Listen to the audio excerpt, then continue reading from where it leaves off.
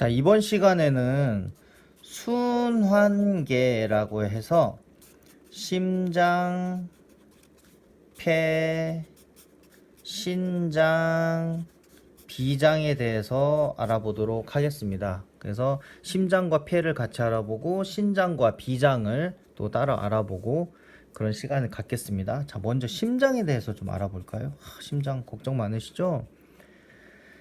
자, 이렇게 안 그리셔도 됩니다. 자, 심장이 이렇게 생겼다고 그냥 가정을 하겠습니다. 이렇게 다니고, 이쪽이 우심방일까요? 이쪽이 우심방일까요? 이쪽이 우심방, 밑은 우심실, 반대죠. 좌심방, 좌심실. 우리 몸에 장착이 돼 있다고 가정을 했을 때, 자, 우리 몸에 우측이 우리 몸이 이렇게, 왜 이렇게 서 있다고 하면 이쪽이 우측이잖아요. 우리 몸을 서 있다고 기준을 했을 때, 우리가 볼 땐 좌측이지만, 그래서 우리 몸을 기준으로 할 때 하기 때문에 이쪽이 우심방, 우심실, 좌심방, 좌심실입니다. 그리고 자, 여기는 간이 있고요. 이렇게 하대 정맥, 여기는 상대 정맥. 그냥 이런 부위들을 좀 알아두시면 좋을 것 같아요. 자, 여기는 동방결절, 여기는 방실결절. 자, 동방결절은 심방을 얼마만큼 잘 뛰게 하느냐, 좀 천천히 뛰게 하느냐, 빨리 뛰게 하느냐를 결정하는 스팟이고요. 이거는 방실결절, 심실을 또 어떻게 하면 잘 이렇게 뛰게 하느냐, 또 멈추느냐를 결정하는 곳입니다. 관리자죠. 자, 그래서 보면 피가, 혈액이, 간에서 영양소를 품은 피가, 혈액이, 자, 이렇게 여기 심장으로 오게 되면 먼저 우심방을 거쳐서 우심실을 거칩니다. 그리고 이렇게 쭉 올라가요. 쭉 올라가서 이게 뭘까요? 폐를 거쳐서 산소를 받습니다. 산소를 받아서 좌심방, 좌심실을 거쳐서 이렇게 온 몸으로 퍼져 나가는 거죠. 이게 우리 혈액의 흐름도예요. 흐름도. 자, 여기서 혈액, 우리 뇌 굉장히 중요하죠. 그 뇌에 혈액이 20% 정도가 공급이 돼요. 우리 몸에서 쓴 5분의 1. 자, 엄청난 혈액이 공급이 되고, 그 다음에 심장.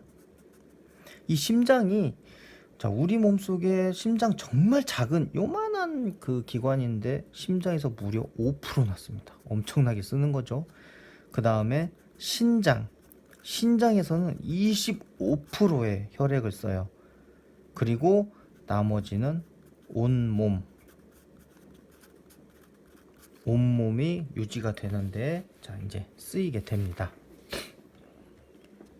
자, 그래서 심장의 자, 구조가 이렇고요. 흐름까지 알아보고, 자, 어떻게 해서 혈액이 이렇게 쓰인지 알아봤으면, 자, 심장의 질환에 대해서 한번 좀 가볍게 알아볼까요? 먼저 심장. 판막이 이상이 있을 때, 심장에는 판막이라는 게 있어요.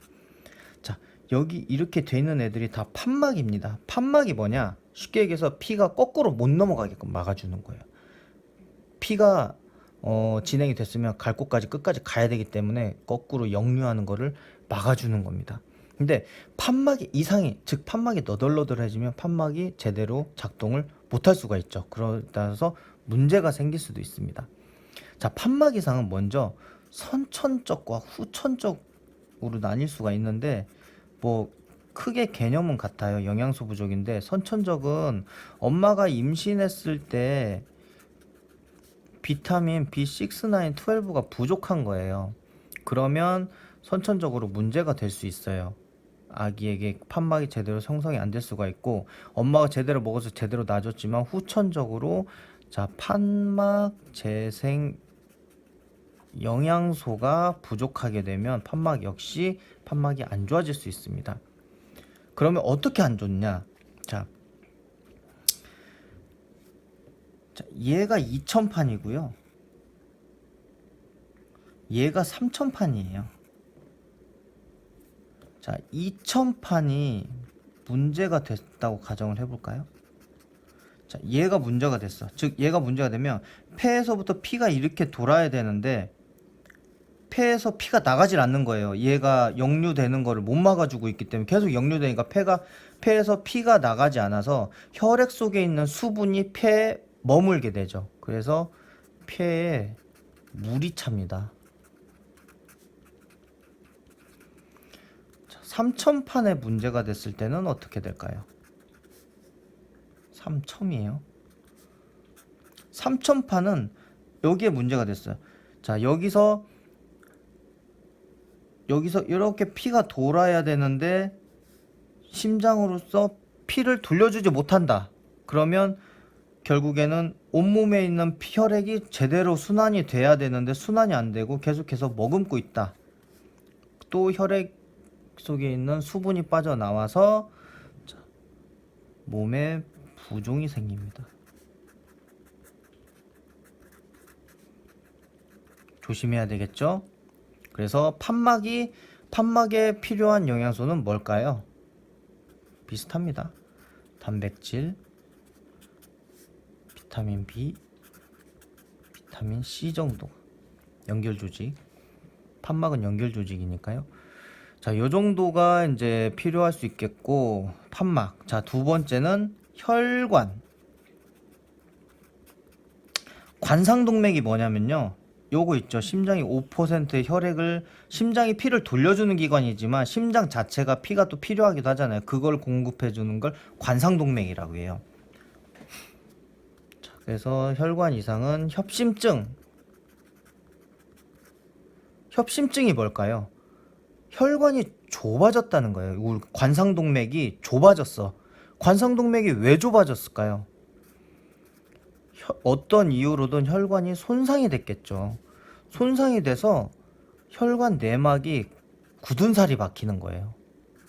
그래서 내막이 두꺼워짐으로써 점점 혈관이 좁아지는 겁니다.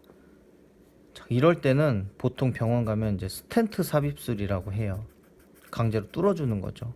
아니면 관상동맥을 이쪽으로 말고 다른 쪽으로 돌릴 수 있는 관상동맥 우회술이라는 거를 이제 합니다. 굉장히 무섭죠. 자, 또 하나 심근경색. 많이 들어보셨겠지만 심근경색은 심장의 근육세포가 경화된 거예요. 경화됐다는 건 다른 말로 죽었다는 거죠. 심장세포가 죽었다는 겁니다. 자, 협심증, 심근경색 뭐 비슷하지만 이 친구들을 예방하기 위해서는 뭐가 필요할까요? 혈행 개선을 해줄 수 있는 오메가3, 기름기를 제거해 줄 수 있는 레시틴. 기름은 기름으로 제거해야 됩니다. 그래서 안에 껴있는 나쁜 지방을 없애줄 수 있는 좋은 지방인 레시틴, 그리고 비타민 C 정도가 필요하겠네요. 자, 세 번째는 박동이 불규칙해. 박동 이상이 있을 수가 있어요. 박동 이상, 서서히 뛰는 거 서맥, 빨리 뛴다고 해서 빈맥, 두 개 합쳐져서 막 미친놈처럼 뛰는 게 세동맥이라고 하는데 뭐 용어가 중요한 건 아니니까. 자, 박동 이상일 때는 무기질이 많이 필요해요. 칼슘, 마그네슘 등등. 즉 자율신경계가 교란이 일어나거나 이상이 생겼을 때 박동 이상이 올 수 있는 가능성이 높거든요. 그래서 무기질을 섭취를 잘 하셔서 그런 걸 막으면 되겠습니다. 자, 그 다음엔 폐를 볼게요. 폐. 제가 그림을 뭐 썩 잘 그리는 편은 아니라서.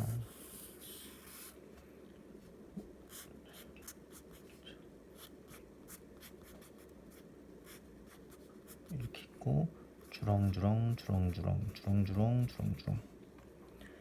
자, 여기에 선모가 이렇게 있고요. 선모, 얘를 기관이라 그러고 얘를 세기관지라 그러고 얘는 기관지라 그러고. 포도 같다고 해서 폐포예요. 폐포 이렇게 있습니다. 자, 그래서 우리 폐에서 하는 역할들은 뭐 아시죠?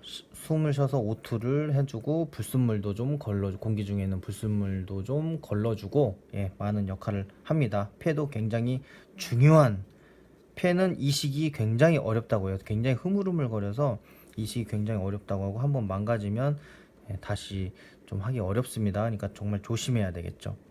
이 끝에 매달려 있는 폐포가 3억 개가 있대요. 이 폐에 엄청나게 많은 숫자가 있는 거죠. 이 폐포에서, 그러니까 3억 개의 폐포에서 굉장히 많은 그런 정화작용 그런 게 일어나는 것이죠. 그래서 자, 이 폐포를 단면을 한번 좀 자세히 이렇게 보면 이렇게 생겼거든요. 동글동글 해가지고. 그래서 O2를 받아들이고 CO2를 내보내고 이쪽에 대식세포가 자리 잡고 있어요. 대식세포는 뭐냐? 나쁜 균들이 들어오면 얘가 대식세포가 그냥 먹어버리는 거예요. 먹어버려서 같이 그냥 뛰어내리는 거예요. 굉장히 중요하죠. 그리고 얘는 점막세포로 이루어져 있고요. 여기는 모세혈관으로 이루어져 있습니다. 자, 그래서 일단 코부터 한번 살펴보면 질환이 생기면 코에는 가장 흔한 비염이라는 게 있죠. 비염은 코에 염증이 생기는 거예요. 이걸 그냥 놔두면 만성 비염이 되고 결국에는 축농증으로. 비염이 생긴 이유는 뭐 너무 많죠. 뭐 알러지성도 있고 그냥 원래 코가 공기가 안 좋아서 그런 것도 있고 혈관 이상해서 비염이 오는 경우도 있고 뭐 여러 가지가 있습니다. 다음 기관지. 기관지는 기관지염이 올 수 있죠. 이게 심해지면 천식, 기관지, 확장증 같은 거 이런 게 올 수가 있죠. 세 번째 폐. 폐는 폐렴이 올 수가 있겠죠. 근데 폐렴이 좀 심해지면 폐기종 또는 폐쇄성 폐질환이라 그러거든요. 이게 뭐냐? 이 폐포가 비정상적으로 늘어나는 거예요. 비정상적으로 늘어나고 폐포의 그 벽이 무너지는 거, 파괴되는 겁니다. 폐포 격벽이라고 하는데 격벽이 파괴되는 거. 이런 게 짙어지면 이제 폐경색, 폐암으로 가는 거죠. 그래서 얘네들을 폐를 우리가 좀 지켜주려면 뭐가 있으면 좋을까요? 뭐 기본적으로 단백질, 당연히 비타민 B는 따라오고요. 자, 점막세포로 이루어지기 때문에 비타민 A, 그 다음에 연결조직, 비타민 C, 항산화까지 해줄 수 있는 비타민 C, 그리고 좋은 공기, 우리 공기 중에 있는 악성 물질을 많이 마시는 것보다는 좋은 공기를 많이 마시는 게 좋으니까 공기청정기를 사용해서 폐를 지켜주시면 되겠습니다. 너무 고생하셨고요. 이번 시간은 여기까지 마치고 다음 시간에 신장과 비장 알아보도록 하겠습니다. 감사합니다.